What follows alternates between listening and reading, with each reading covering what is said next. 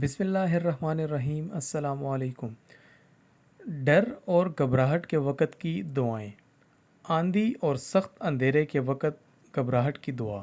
عقبہ بن عامر رضی اللہ عنہ بیان کرتے ہیں کہ ایک بار میں رسول اللہ صلی اللہ علیہ وآلہ وسلم کے ساتھ چل رہا تھا۔ ہم جفا اور ابوا کے درمیان تھے کہ آندھی آئی اور سخت اندھیرا چھا گیا، تو رسول اللہ صلی اللہ علیہ وآلہ وسلم قل اعوذ برب الفلق اور قل اعوذ برب الناس کے ذریعے پناہ مانگنے لگے اور فرمانے لگے کہ اے عقبہ، ان کے ذریعے اللہ سے پناہ مانگا کرو۔